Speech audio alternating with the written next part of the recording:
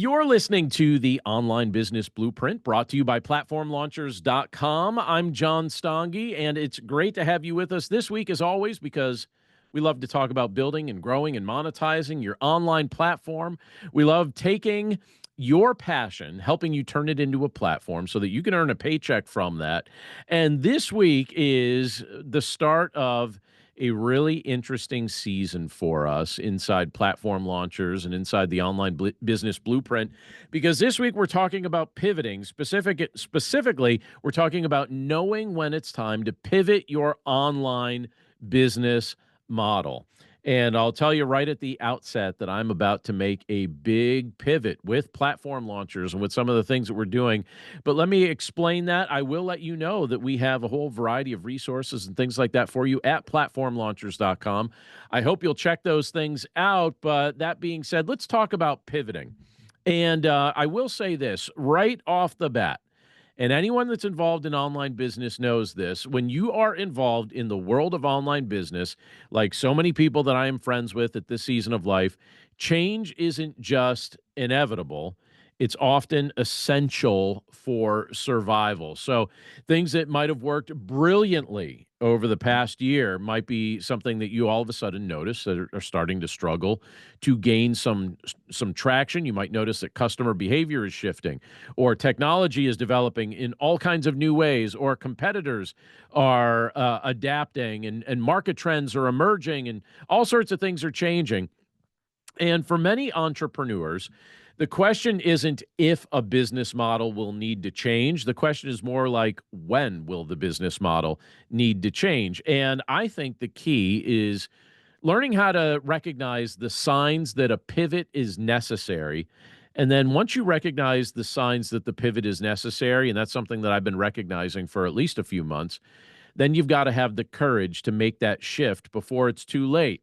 So for me, as I've been alluding to, this is not just a theoretical discussion. This is something that I'm in the midst of making the prayerful decision to pivot my own online business model right now.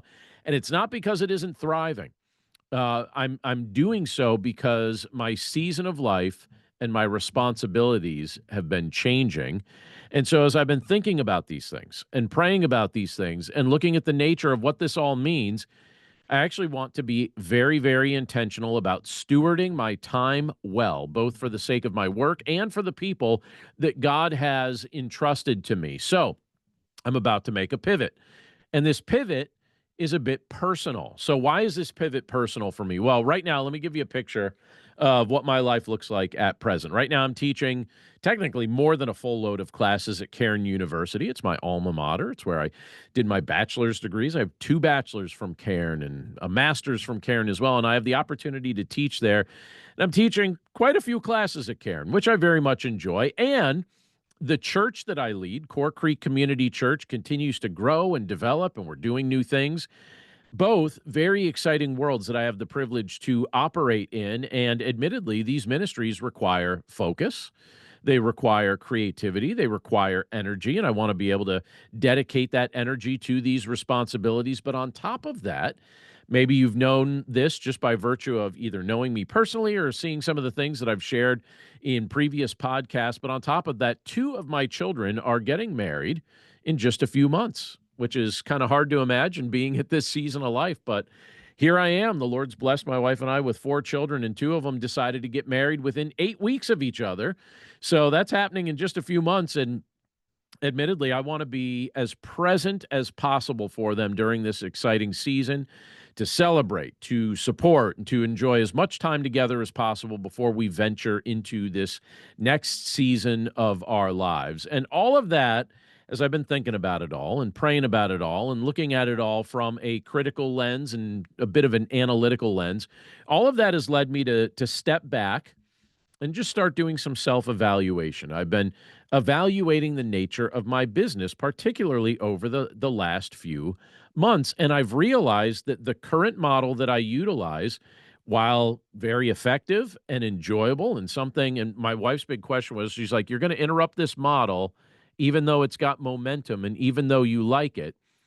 But as I'm looking at it, I've realized that my current model is demanding more time than I can sustainably give without crowding out other important commitments that I absolutely should not sacrifice during this season of life. And so I thought about it for a while, prayed about it for a while, and I've decided that I'm going to pivot to a slightly adjusted model of business that I think will still allow me to serve my online audience well, but it's also, I believe, going to allow me to honor some of the unique responsibilities that I have right now to my family, to my church, to my students, and even to the people that I serve within Platform Launchers. So sometimes the need for a pivot really isn't just about chasing more growth. Sometimes it's about protecting what matters most and investing in what matters most and even admitting to yourself what matters most. So, when I'm talking about pivoting, when I'm talking about changing things, what do I mean by that? What does it mean to pivot? Let's talk about this in broad terms and then let's make it specific because I'm actually going to give you 6 signs that you might find helpful if you're trying to decide whether it's time to pivot your business. But let's talk about what it means to pivot first here. So a pivot doesn't automatically mean that you're abandoning your business. All right? That's something to keep in mind when if you're thinking about pivoting something that you've been building. In most cases when you're pivoting, you're making a strategic shift. And that strategic shift is going to be either in your focus or your products, or it could be in your services, or maybe even your audience. It could also be in your delivery method. And you're doing that while still leveraging your existing skills, your existing resources, your current brand equity, the things that you already have in place, the momentum that you've already built. You're going to leverage those things while making a strategic shift in some of the other things that you're focusing on. Just the general focus, the products, the services, the audiences, things like that. Some pivots are small, like refining your niche or reworking your offer in some way or changing your pricing model. Those could be kind of small pivots. Others are a bit more radical, like switching from physical products to digital services. As people that I'm friends with have made changes like that, they've said that was pretty drastic, but many have said that that's been really helpful for them. Or it could be changing from a business to consumer model to a more business to business model, or from one monetization strategy to another. So pivoting could be, all over the board. Any of those things could be part of a pivot. But if that's something that you're thinking about doing, I want to actually give you 6 signs that it might be time to pivot your online business. And some of these might be relevant for you right now, or they might be relevant for you at another season of life. But I want you to think about these things. And I'm thinking about these things, I'm mentioning these things generally. Not all of them directly apply to the reasons I'm pivoting right now, but these are 6 reasons that you might eventually choose to pivot a business. So let's start low and work high. So, one reason you might choose to pivot your online business is if you have a core offering that you've been making available for a while and you're noticing that it's starting to lose traction. So that would mean if your sales numbers have been steadily declining for months despite your best marketing efforts, you may look at that and say, all right, I guess the market's telling me that it's maybe not valuing what I'm offering in its existing form.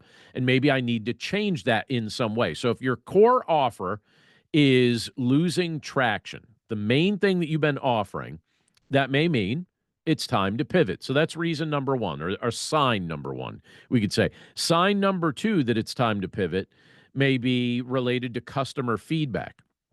So if customer feedback is pointing in a new direction, then you're going to have to look at these things and start analyzing what your customers are actually telling you. So you got to pay attention to what your audience asks for. If they're asking for something that you're not yet offering, they may be actually telling you what your next opportunity is, and they may be giving you a hint that it's time to pivot in some specific way.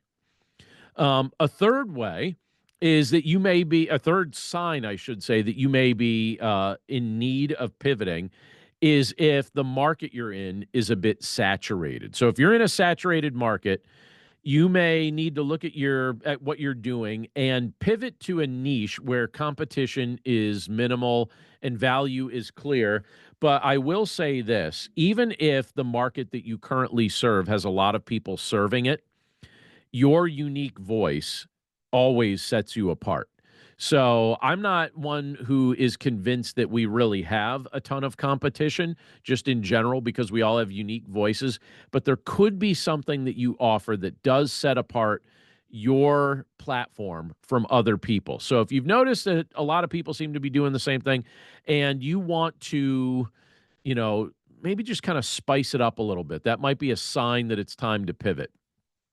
Number 4, that it might be a sign to pivot or time to pivot, is that you've outgrown your original model, and this is basically, in a nutshell, my current situation. So my original business model served me well for years. It's been exactly 4 years since, we started Platform Launchers in its existing form, and I have loved this model, but my life looked drastically different 4 years ago from what it looks like right now. But my original business model served me very well for years, and I think it served our community and those that have been, learning and building their online platforms. I think it served them as well.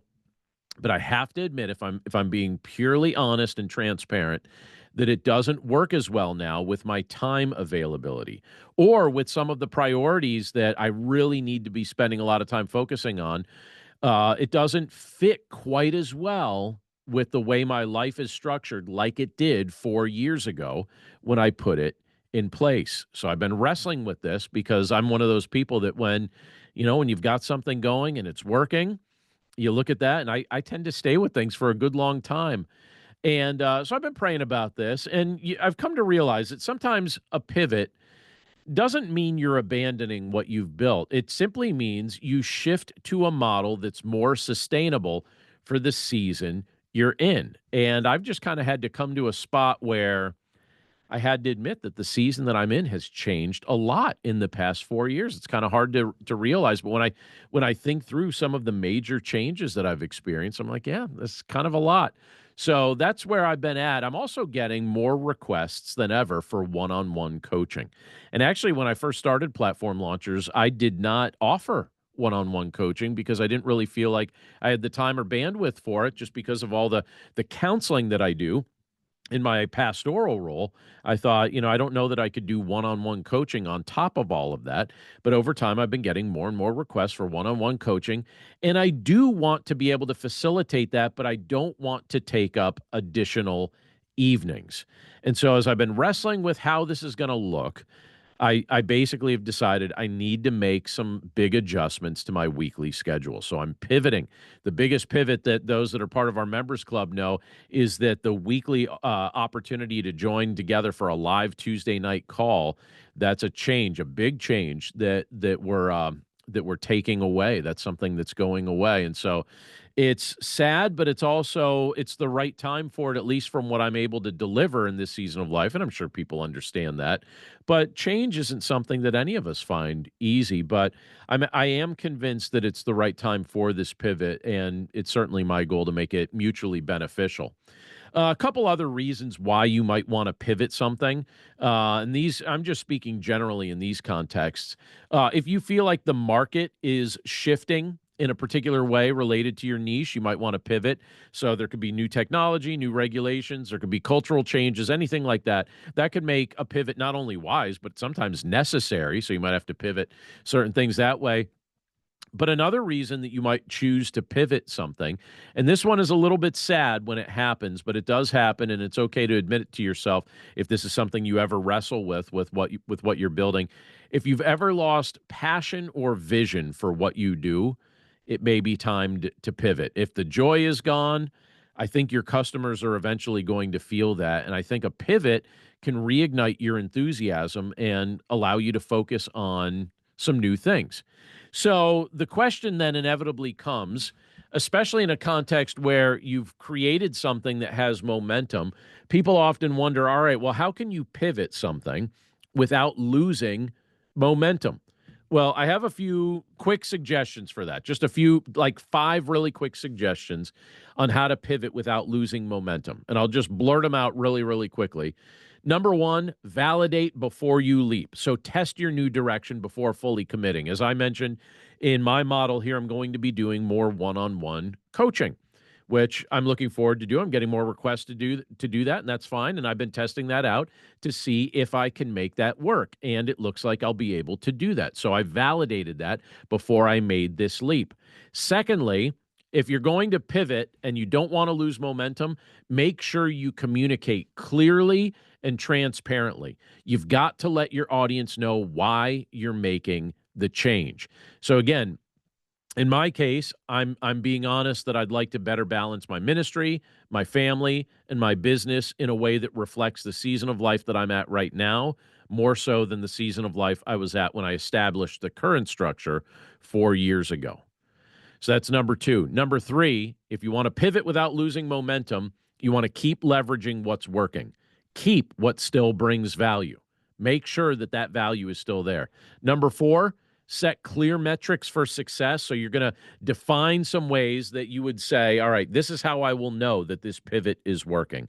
As I mentioned, since I'm going to be doing additional coaching, like I want to make sure that that's something that is still a valuable thing for the people I'm serving, but also valuable as far as the needs of the business. And then be willing to adjust and iterate along the way. That's number five. Adjust as you gather data, as you're doing different things, trying different things.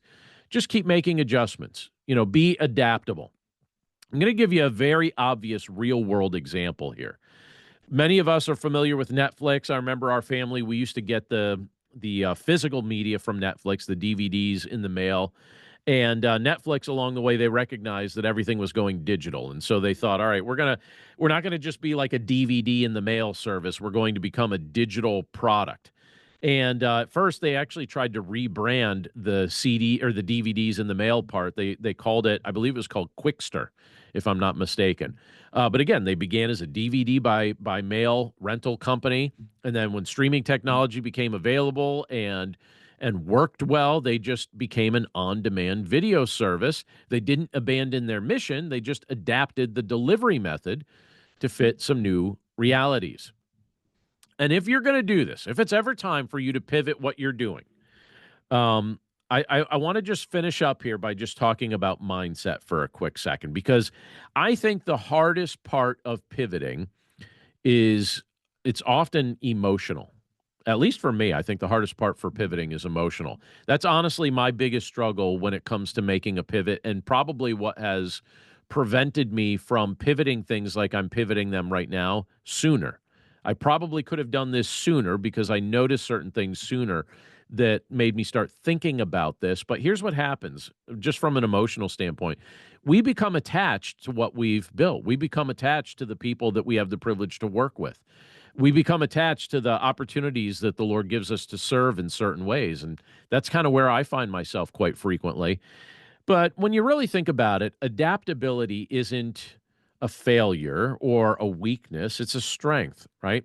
So for me in this context, the decision to pivot isn't really about walking away from something. It's about reshaping something for the season that I'm at right now so that I could actually serve to the best of my capacity. I would like my business to continue thriving, but I want to make sure that it thrives right alongside the ministries that I lead. The ministries that I lead, I believe that I'm going to give accountability someday before God for these things. And so I want to make sure that these things are thriving alongside those ministry responsibilities. And also, I believe I'm going to be accountable before the Lord for the family that I lead. And so I think, all right, I want to make sure that my business thrives alongside my family. So again, success, as I measure success with these things, it's not just being measured in revenue. That can be a measure of success, but that's not really what I'm attempting to do here. It's measured, I think, ultimately in faithfulness. We want to be faithful to God. We want to be faithful to our calling. We want to be faithful to our family. We want to be faithful to our ministries. So in my case here, that's why I'm choosing to adjust my online business model now before I feel like something suffers or I experience burnout or I have regrets or I look at it and say, why did I not adjust that sooner, right? So here's the bottom line as we wrap this up this week. If your online business is showing signs of either stagnation or something like that, or if the market's changing, or if your life priorities are now demanding a new approach from when you initially established your current model. Again, that's the spot that I've been in at present. It may be time to pivot, and it's going to feel emotional, and it's going to feel challenging to do it. I'm going through all of those feelings right now as I make a change. I've had a very distinct routine for the past 4 years that I'm now saying I'm about to change this routine. But again, the decision to do that isn't about chasing more. Sometimes it's about aligning your work with the life that you're called to live. So again, for me, I look at this and I say, all right, this pivot is really a stewardship question. It's all about making sure I can invest deeply in the things that matter to the highest level while still serving my audience well. And so that's why you're going to see some pivots in what we do with platform launchers. And I'm excited about them, but I'm also nostalgic about what we've built and experienced. But I thought I'd share that with us this week on the podcast in case you ever find yourself in a similar situation to what I'm in. And it's really hard to pivot when things are going well. If things aren't going well, then pivoting, I guess, would seem rather easy, wouldn't it? But when things are going well, you find yourself in a spot where you're saying, should I do this? And again, my wife's question was, do you really want to change something that you enjoy how it's going and it's got nice momentum and all of that? And I just couldn't shake the fact that no, I actually think I need to make this pivot.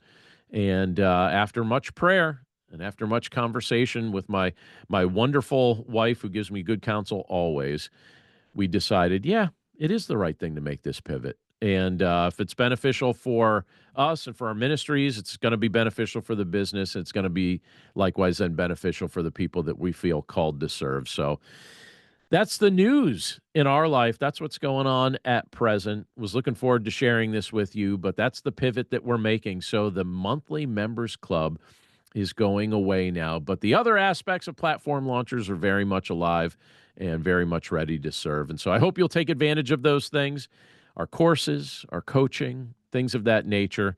We delight to serve you with that. Just visit platformlaunchers.com and you can check it out. Love to be able to connect with you there. But that's it for us this week. Thanks so much for tuning in and listening to me share a little bit about what's going on in my life and what's been on my heart. I'm always grateful for these opportunities. And one thing that's definitely not going away is this podcast. And so we look forward to catching up with you again right here next week, same time, same place. And we'll see you then. Take care.